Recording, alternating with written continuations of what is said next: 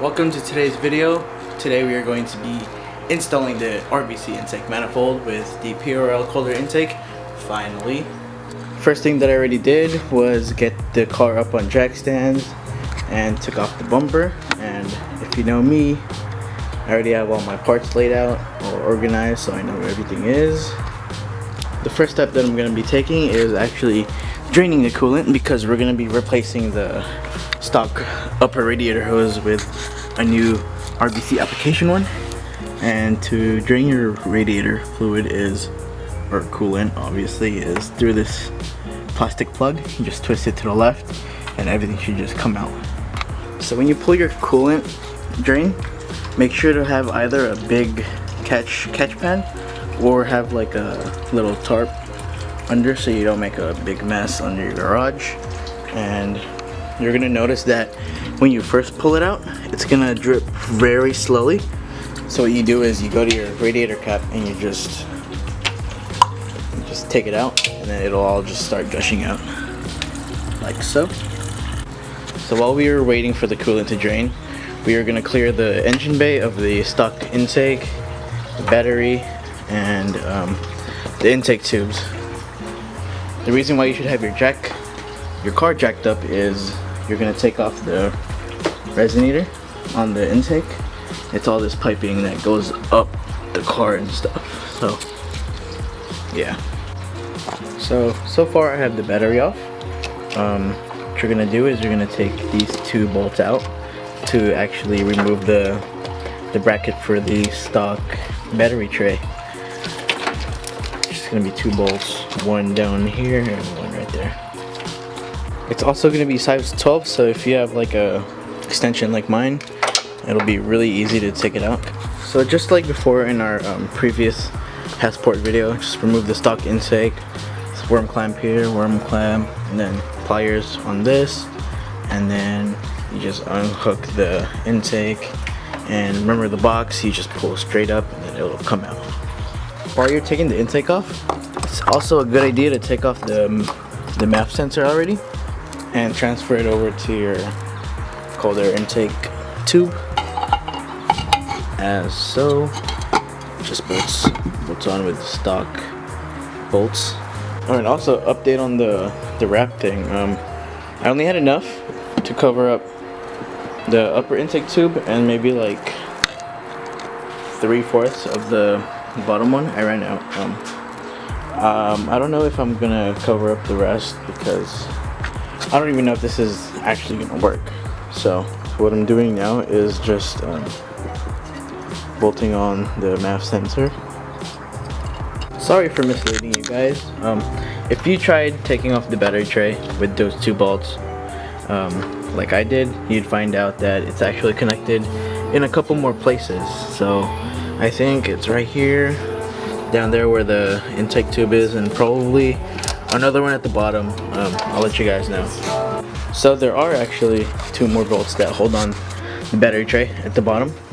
It's gonna be like right at the frame. So to access those, you gotta take out the resonator, which is just follow along the fender line. So it's gonna be right here, boom, and a couple clips up there, and everything should come out. So I finally got it out. Let me just put it down real quick.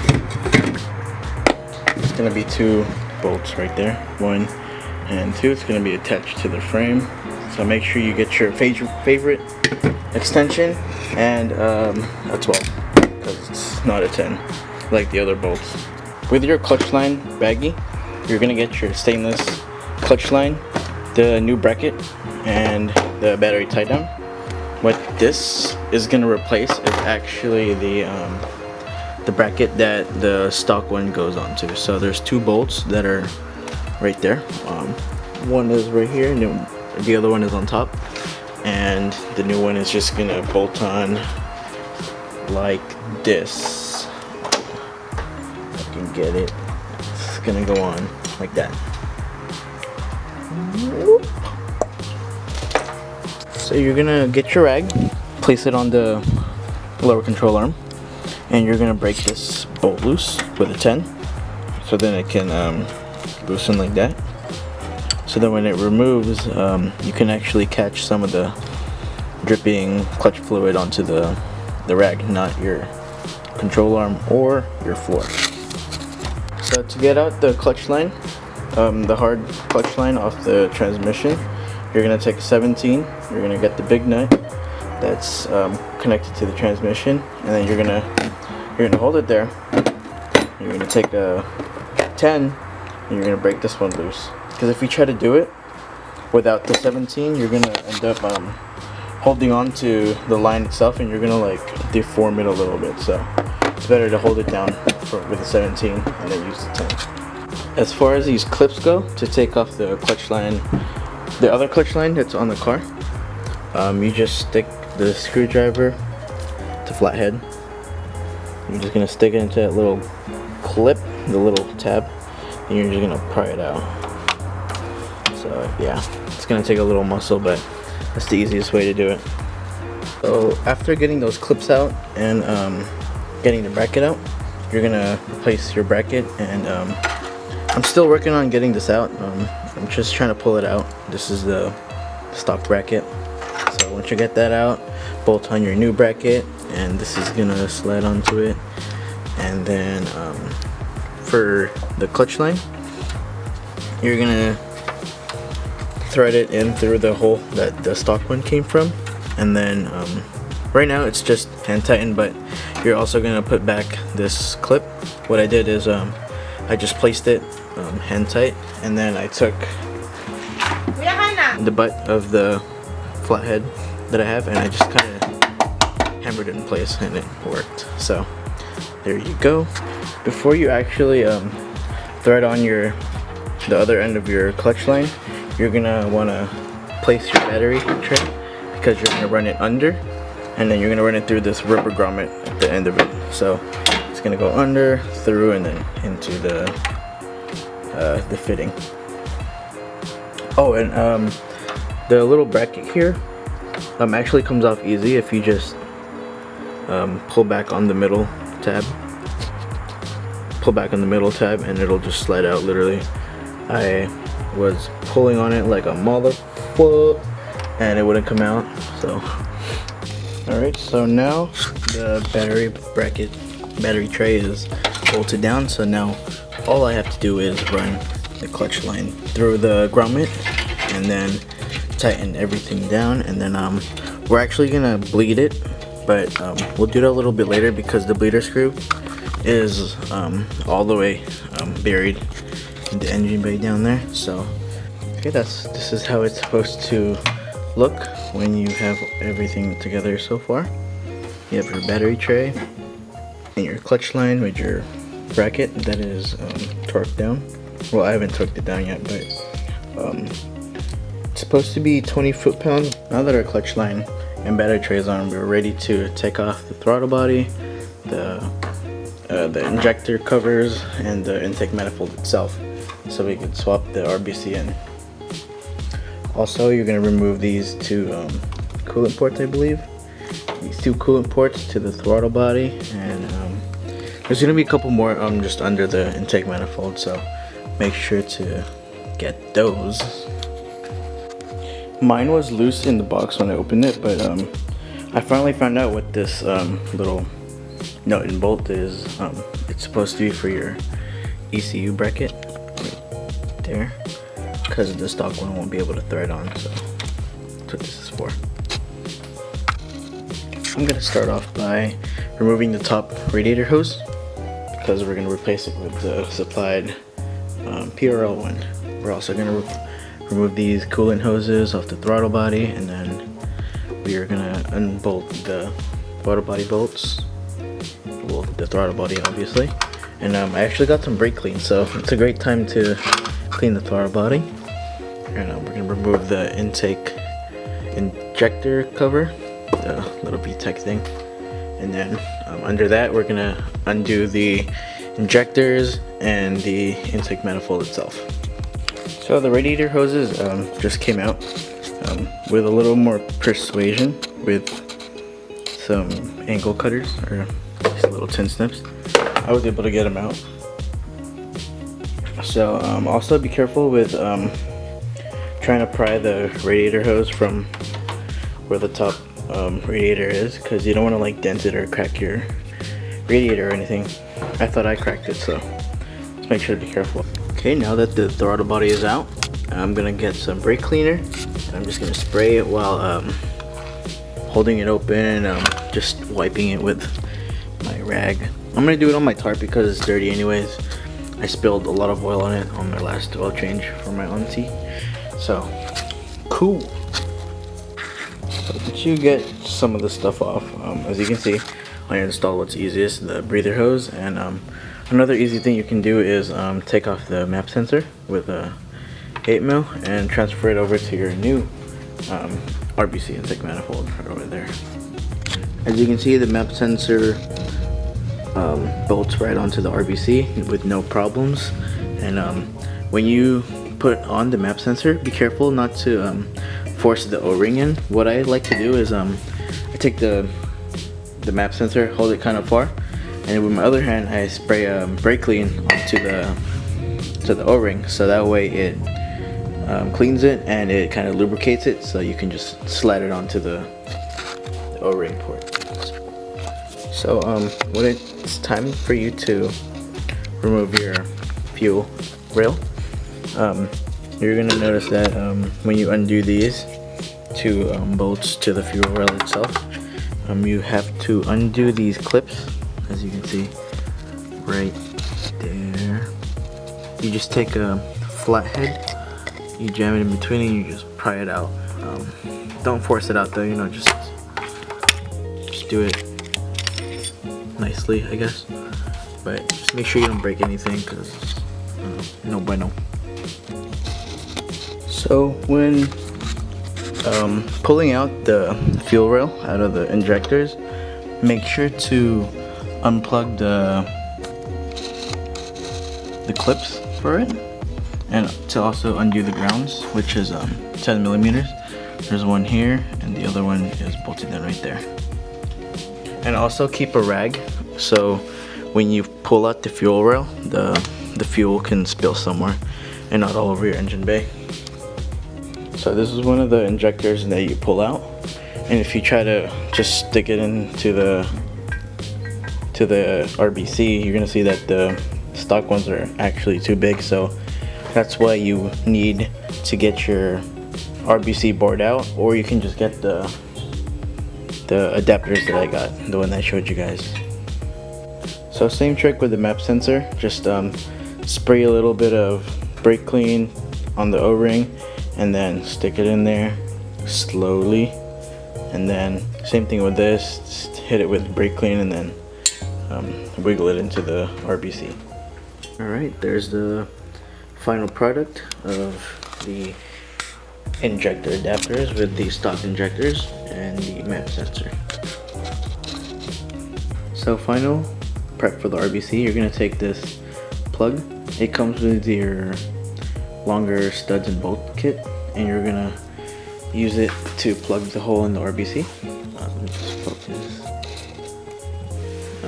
Yeah, you're going to put Teflon and you're just going to thread it on there.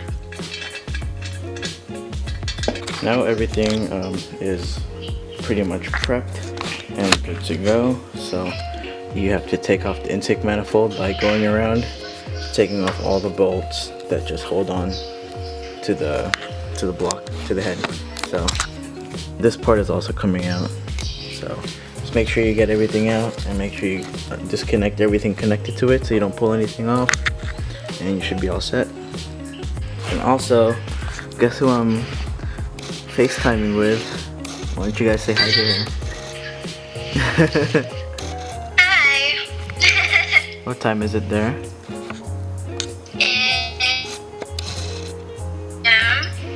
It's what? You want to see the outside? Sure, why don't you show them? I don't think you can see it clearly. Oh, it's okay then. Just say hi to Wait, them. I'll try. Okay then. Hold on. Oh shoot, my battery's dying. Right. Dun, dun, Wow. dun.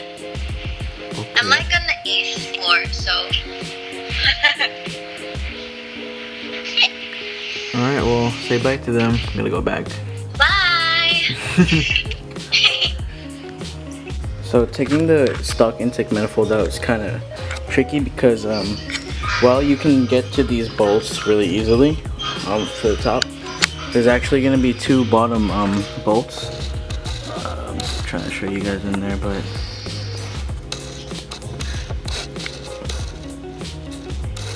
basically at the bottom there's going to be two little studs that stick out from the bottom, so you're going to have to just find a way to fit your socket, and yeah, it's kind of tedious, but it's still doable. But once you get it all out, you just pull it out and then up, and then everything should come out easily. So when you finally get the stock manifold off, these are the two little studs that I was talking about, and then when you pull it out, in the back is actually a coolant port or a vacuum hose. I almost have all the intake parts out, but what I found was easiest with these was using a wrench, because the sockets were actually too big to fit in between here to turn. Okay, finally got the stock intake manifold out. As you can see, one of the studs got left behind. The other one actually got stuck to it, so I was able to remove it. I do not have a stud remover, but I do have this trick from when I used to have a DSM. Let me show you guys. So you're gonna take two little nuts that fit it. You're gonna screw one on. 1 second. That. And then you're gonna screw the other one on. And then you're gonna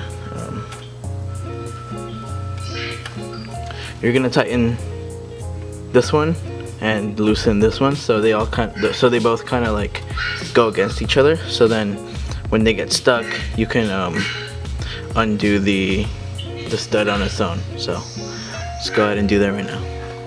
Actually, I can do it by hand right now. Just kidding. So if it was stuck, that's something you can do, but I was able to do it by hand. Finally, the moment we've been waiting for is the time to put the RBC in. Just basically slides on, bolts back in. Just kidding, almost forgot. You're gonna put this on first. So basically the block side is gonna be where the circle is, because that's the coolant port on our next gen, as so. And then so it's gonna go in like this. You drowned the cockroach? Yeah. Ew. And there's like some cockroaches that go up here. I don't know why. They might be seeking shelter or something. But then I just saw them on the sink, so I drowned them. Oh, you're mean. So yeah, this is RBC side. This is stock side. The head. So this precautious step that I'm gonna take is actually apply some ultra black around the coolant port on the head side to prevent any coolant leaks. You don't have to since it's O-ring, but I want to be extra safe. Just apply a thin layer and then just smear it around evenly, and you should be good to go. You can also use Honda Bond, but I only have ultra black at the time. I mean right now, obviously. So I went ahead and put on the RBC. I bolted it down with the provided bolts and nuts, and make sure to replace the studs back there so it could breach if you're using the PRL adapter kit. The injectors are all seated. Make sure to reuse the clips. I don't even think that one was seated properly, but make sure they're all tight. And before you bolt down the RBC, make sure you reconnect the coolant port. And for the map sensor, there used to be like plastic casing on it, I took it out so I don't have to stretch it as much, so I can connect this up here and then tuck the one that goes down to the transmission or wherever it goes. Yeah, to the transmission, so I can tuck it under the RBC. And next I will make some ground connections, and I'll show you guys how to connect all the vacuum hoses. As you can see, there's really no specific order necessarily to put this all together. I just remembered to put on my upper radiator hose. It was supposed to come with 2 hose clamps, but I had one extra one from my exhaust strap, and I just used the stock one because the other one broke, the one that was with this. And I also just remembered we're gonna bleed the clutch. So the way to do that is you take the black cap off over here, and then you just loosen it, and then you're gonna keep an eye on this clutch level, because if you let it get too low, it might actually suck in air, which is exactly the opposite of what you want. So yeah, it's pretty easy. So something that I didn't know about this job is you have to do some wiring, because the throttle body plug doesn't reach, so you're gonna have to extend these wires a little bit. But I found it easy to install the spacer with the throttle body if I install it as one piece. So I hold these 2 pieces with my left hand, and then just stick all 4 bolts, and then just start hand threading them one by one, like so. Alright, so one of the final updates. If you look at it honestly, it's gonna be easy. Excuse me. This vacuum, you can cut it and make it reach this one. This vacuum one, you can just get a rubber nipple like from AutoZone or Home Depot and seal it up. Right now I have it taped because I obviously don't have access to a Home Depot or AutoZone right now. I taped it and then I zip tied it together. And then you have 2 vacuum ports here and 2 vacuum ports sticking out of the engine right here. So vacuum, vacuum, vacuum, vacuum. And then as of the throttle body, you know that there's 2 coolant ports, right? So you're gonna take one of your new ones and run a new one here, and then a new one from down there, this one. Oh crap. The one under there, that one. So it's all pretty self-explanatory if you look at it. And then hopefully, thankfully, this one reaches. So now all I gotta do is extend these wires, and then figure out a way to get my battery down there and hook it all up. So it's pretty late, but I finally got the car back together. Just make sure you extend your wires correctly. Just go one by one. Make sure you install your battery tie down and you connect everything accordingly. And make sure that nothing is like smoking, nothing's smelling weird, and you're gonna bleed your coolant because we drained it. So the way you do it is you just leave the cap off and you let the car warm up. And as you can see, those bubbles are actually the air bubbles coming out of the cooling system. So you're just gonna let that idle for a little bit. And then yeah, you should be all set. The RBC Intake Manifold. Couldn't really show me doing it, but also make sure to upload the RBC base map to your car, so you can get it all started. And other than that, you're good. Just again, make sure everything is under control. You can check your Waddup app for your coolant temp. So it shouldn't go over 190, I believe. But